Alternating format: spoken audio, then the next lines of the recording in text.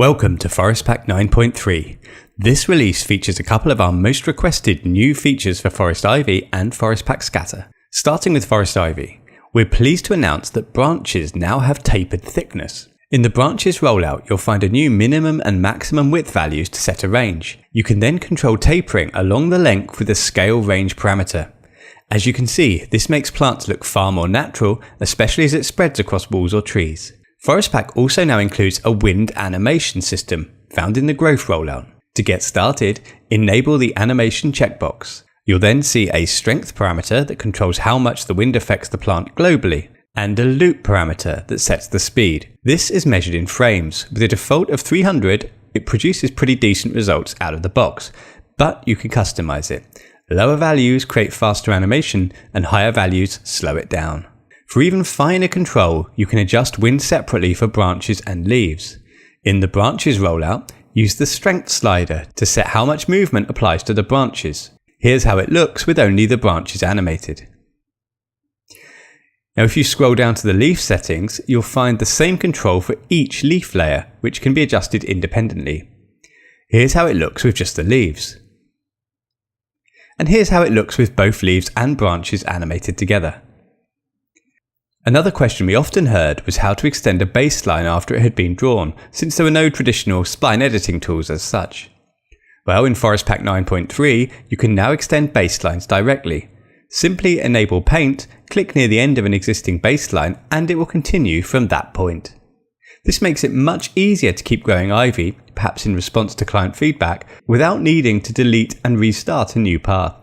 Finally, a new branch rotation parameter found in the growth rollout lets you rotate branches around the main stem, giving ivy a more art-directable and organic spread. If we switch our attention to scattering, we can see some big improvements to distribution images, which are now much more versatile. Traditionally, ForestPack has used black and white distribution images to control planting patterns.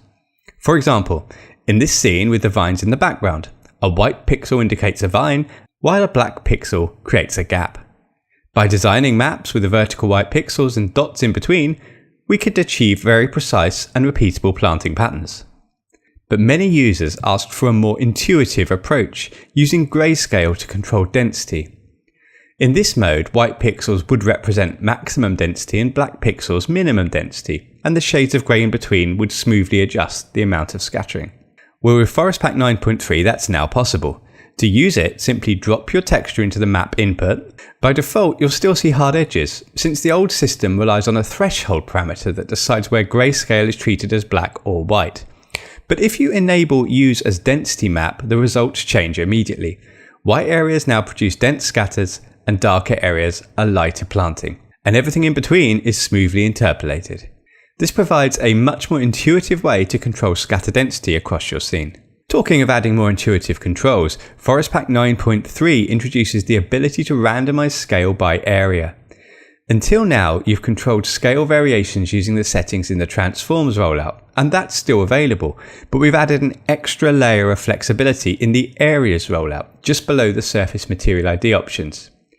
Here you'll find a new scale minimum and maximum control that allows you to apply an additional random scale range to each individual area within a single ForestPack object. In many cases, this means you can keep everything in one ForestPack object instead of splitting the scene across several. Finally, working with paint areas is now much faster.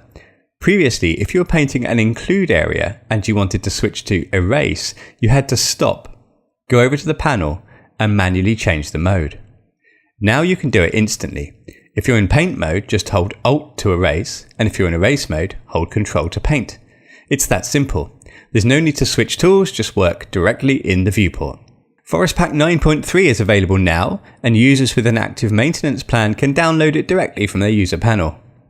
Plan expired? That's no problem. You can rejoin at any time without penalty and get instant access to the latest version.